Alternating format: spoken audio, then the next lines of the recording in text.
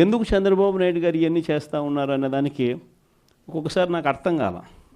ఎందుకు అబ్బాయి మనిషికి బలం లేదు, సంఖ్యాబలం లేదు, లేకపోయినా కూడా ఎందుకు ఇంత దౌర్జన్యాలు చేస్తా, ఇంత అప్రజాస్వామికంగా ఎందుకు చేస్తూ ఉన్నాడు అని చెప్పి. ఎందుకు చేస్తూ ఉన్నాడో తెలుసా? కారణం వైఎస్ఆర్ కాంగ్రెస్ పార్టీ అంటే చంద్రబాబు నాయుడుకు భయం. వైఎస్ఆర్ పార్టీ కార్యకర్త అంటే చంద్రబాబు నాయుడు గారికి భయం. ఎందుకనంటే చంద్రబాబు నాయుడు గారు సూపర్ 6 ఫెయిల్ అయ్యాడు, సూపర్ 7 ఫెయిల్ అయినాడు. చంద్రబాబు నాయుడు గారి పాలనలో వ్యవస్థలన్నీ కూడా పూర్తిగా నీరు గారిపోయినాయి. ఇలాంటి పరిస్థితుల్లో ప్రజలందరూ కూడా తెలుగుదేశం పార్టీకి సంబంధించిన క్యాడర్ ఎవరూ కూడా ప్రజల దగ్గరికి వెళ్ళే పరిస్థితి లేదు. చంద్రబాబు నాయుడు గారి క్యాడర్, ఆయనకు సంబంధించిన ఎంపీటీసీలు కానీ, ఆయనకు సంబంధించిన కార్యకర్త కానీ ఎవరైనా కూడా ప్రజల దగ్గరికి వెళ్తే ఇంట్లో నుంచి చిన్న పిల్లలు సైతం క్యాడర్ను కూడా తిరగనిచ్చే పరిస్థితి ఉండదు. క్యాడర్ను సైతం, చిన్నపిల్లలు సైతం ఇంటికి పోతూనే మా 15,000 సంగతి ఏమిటి అంటారు. అమ్మలు మా 18,000 సంగతి ఏంటి అని అంటారు. వాళ్ళ అమ్మలు మా 48,000 సంగతి ఏమిటి అంటారు. ఇంట్లో రైతన్నలు మా 26,000 సంగతి ఏమిటి అని, ఉద్యోగం ఎతికే పిల్లలు మా 36,000 సంగతి ఏమిటి అని చెప్పి ఇలా ప్రతి ఒక్కరూ ఇంట్లో ప్రశ్నిస్తారని కనీసం క్యాడరు, కనీసం ఇండ్లకు కూడా పోని పరిస్థితిలో చంద్రబాబు నాయుడు గారి పార్టీ ఈరోజు పరిపాలన సాగిస్తూ ఉంది. ఇలాంటి పరిస్థితుల్లో చంద్రబాబు నాయుడు గారిని ప్రశ్నించే స్వరం ఉండకూడదు అని రాష్ట్ర వ్యాప్తంగా ఒక భయానక వాతావరణం క్రియేట్ చేసే కార్యక్రమంలో భాగంగా ఇవన్నీ కూడా చంద్రబాబు నాయుడు గారు చేయిస్తూ ఉన్నాడు. ప్రజాస్వామ్యంలో ఎప్పుడూ కూడా మనుషులకు మంచి చేయాలి, మనుషులకు మంచి చేసి వాళ్ళ గుండెల్లో స్థానం సంపాదించుకొని, వాళ్ళ మనసుల్లో స్థానం సంపాదించుకొని ఒక నాయకుడు అనేవాడు పాలన చేయాలి. కానీ అలా చేయకుండా అధికారం ఉంది కానీ అని చెప్పి దురహంకారంతో ఏ నాయకుడైనా కూడా ప్రవర్తించినప్పుడు ప్రజలు, దేవుడు ఇద్దరు కూడా ఖచ్చితంగా మొట్టికాయలు ఇస్తారు. ఆ మొట్టికాయలు ఎంత దారుణంగా ఉంటాయి అని అంటే చంద్రబాబు నాయుడు గారికి నెక్స్ట్ ఎలక్షన్లకు వచ్చేసరికి సింగిల్ డిజిట్స్ కూడా రాని పరిస్థితులకి ఆయన పడిపోతాడు. కాబట్టి ప్రతి ఒక్కరం నేను ఒకటే అడుగుతా ఉన్నా, అందరం ఐక్యంగా ఉందాం. మొన్న కూడా చూసాం, చంద్రబాబు నాయుడు గారు భయపడిచ్చే ప్రయత్నాలు ఎక్కువ చేస్తాడు. మొన్న రామగిరిలో మనం అంతా చూసాం ఏం జరిగిందో.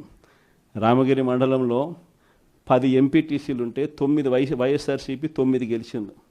కేవలం తెలుగుదేశం పార్టీ 1 మాత్రమే గెలిచిన పరిస్థితుల మధ్య రామగిరిలో ఉప ఎన్నిక జరిగింది. మరి 9 గెలిచిన వైఎస్ఆర్సీపీ గెలుస్తుందా? కేవలం 1 గెలిచిన తెలుగుదేశం పార్టీ గెలుస్తుందా? ఎవరికైనా అర్థమవుతుంది 9 గెలిచిన వైఎస్ఆర్సీపీనే ఆ ఉప ఎన్నికల్లో గెలుస్తుంది అని. కానీ ఆ ఎన్నికల్లో ఆ రిజల్ట్ను తారుమారు చేసేందుకు ఏకంగా పోలీస్ ప్రొటెక్షన్తో ఎంపీటీసీలు ప్రయాణం చేయాల్సి వచ్చింది. మా ప్రాణాలకు ముప్పు ఉంది, మాకు భద్రత కల్పించని కోర్టుకు పోతే కోర్టు పోలీసు భద్రతతో వారిని ఎలక్షన్ హాల్లోకి తీసుకొని పోమని చెప్తే ఈ పోలీసులు ఎంత అన్యాయంగా తయారయ్యారంటే పోలీసులే ఈ ఎంపీటీసీలను బెదిరించే కార్యక్రమాలు సాక్షాత్తు పోలీసులే చేపట్టారు.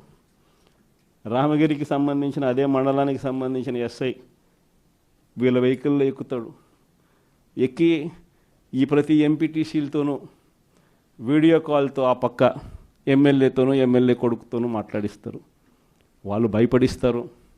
మీ ఇంట్లో మీ అమ్మ మీ నాయన ఇంటికి రావాలంటే ఖచ్చితంగా ఎంపీటీసీ ఎలక్షన్లలో వాళ్లకు అనుకూలంగా ఓటేస్తేనే జరుగుతుందని బెదిరిస్తారు. అయినా కూడా మన ఎంపీటీసీలు ఎక్కడా కూడా తలగ్గకపోయేసరికి ఎలక్షన్ టైం దాటిపోయేదాకా వాళ్ళని తిప్పుతూ ఎంపీడీఓ కార్యాలయానికి తీసుకొని పోకుండా కోరం లేదని ఎన్నిక వాయిదా. తర్వాత వాళ్ళందరినీ పెనుగొండకు తీసుకుపోయారు. అక్కడికి తీసుకొని పోయి అక్కడ వాళ్ళందరినీ బైండ్ ఓవర్ చేసే కార్యక్రమం వీళ్ళు చేస్తారు. ఏమయ్యా ఈ అన్యాయం అని చెప్పి మన పార్టీ జిల్లా అధ్యక్షురాలు ఉషమ్మ గట్టిది స్టీల్ లేడీ అని చెప్పాలి, ఆవిడతో పాటు కంటెస్ట్ చేసిన ఎమ్మెల్యే ఇద్దరు పోయి మా ఎంపీటీసీలు మీరు ఎలా నిర్బంధిస్తారని చెప్పి పెనుగొండలో ఆయన ధర్నా చేస్తే, ధర్నా చేసినందుకు వీళ్ళ మీద కేసులు. వీళ్ళు మా పార్టీకి సంబంధించిన మా ఎంపీటీసీలకు తోడుగా నిలబడేదానికి వీళ్ళు పోతే వీళ్ళ మీద కేసులు పెట్టి అరాచకం సృష్టించే కార్యక్రమం ఇద్దరితో ఆగల. మళ్ళీ రామగిరిలో మళ్ళీ ఎన్నిక జరపాల్సి వస్తుంది కాబట్టి భయానక వాతావరణం క్రియేట్ చేయడం కోసం అని చెప్పి లింగమయ్య అని చెప్పి మన పార్టీకి సంబంధించిన ఒక కురుబ నాయకుడు, ఒక బీసీ నాయకుడు ఏకంగా యాక్టివ్గా ఉన్నాడు అని ఆ మనిషిని కొట్టి చంపారు. నిజంగా ఆశ్చర్యం అనిపించింది, బాధ అనిపించింది. ఎందుకు ఈ రాజకీయాలు ఈ స్థాయికి దిగజారుస్తున్నారు అని చెప్పి. అరే మంచి చెయ్యి, సూపర్ 6 హామీ ఇచ్చినాం, సూపర్ 7 హామీ ఇచ్చినాం, పిల్లలకు చేయాల్సిన ఫీజు రీఎంబర్స్మెంట్ బకాయిలు పెండింగ్లో పెట్టు, ఆరోగ్యశ్రీ బకాయిలు పెండింగ్లో పెట్టు, రైతులకు అన్యాయం చేస్తా ఉన్నాం. ఇవన్నీ సరిదిద్దుకొని మంచి చెయ్యి, ప్రజల మనసుల్లో స్థానం సంపాదించుకుంటే ఆటోమేటిక్లీ ప్రజలు ఓట్లు వేస్తారు. కానీ ఈ మాదిరిగా దిగజారిపోయి మనుషులను చంపే స్థాయిలో రాజకీయాలు చేయడం మొదలు పెడితే, దానికి పోలీసులను ఉపయోగించుకునే కార్యక్రమం చేస్తే వ్యవస్థలు ఎంత దిగజారిపోతాయి అని చెప్పడానికి పూర్వపు రోజుల్లో మనం అంతా బీహార్ గురించి మాట్లాడేవాళ్ళం. బీహార్లో ఎలా ఉండేటివి, బీహార్లో అలా ఉండేటివి అని. ఈరోజు బీహార్ గురించి మాట్లాడాల్సిన పనుల ఆంధ్ర రాష్ట్రం ఎలా ఉంది అని చెప్పి చూస్తే బీహార్ను మించిపోయిన పరిస్థితిలో ఆంధ్ర రాష్ట్రం కనిపిస్తూ ఉంది ఈరోజు ఆంధ్ర రాష్ట్ర పరిస్థితి. ఇలాంటి పరిస్థితుల మధ్య మనం యుద్ధం చేస్తూ ఉన్నాం. మీ అందరికీ నేను ఒకటే చెప్తా ఉన్నా, కష్టాలు శాశ్వతం కాదు. ఒక చీకటి వచ్చిన తర్వాత ఖచ్చితంగా వెలుతురు వస్తుంది. ఇది ప్రతి ఒక్కరం గుర్తుపెట్టుకోండి. చూస్తూ కన్ను మూసుకుంటే 3 ఏళ్ళు కూడా అయిపోతుంది.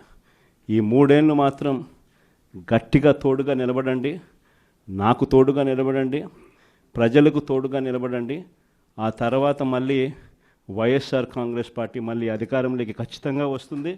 ఈసారి జగన్ 2 పాలన ఖచ్చితంగా జరుగుతుందని మాత్రం చెప్తాను. ఈసారి జగన్ 2 పాలనలో మాత్రం ప్రతి కార్యకర్తకు మీ జగన్ తోడుగా ఉంటాడని ఖచ్చితంగా చెప్తాను.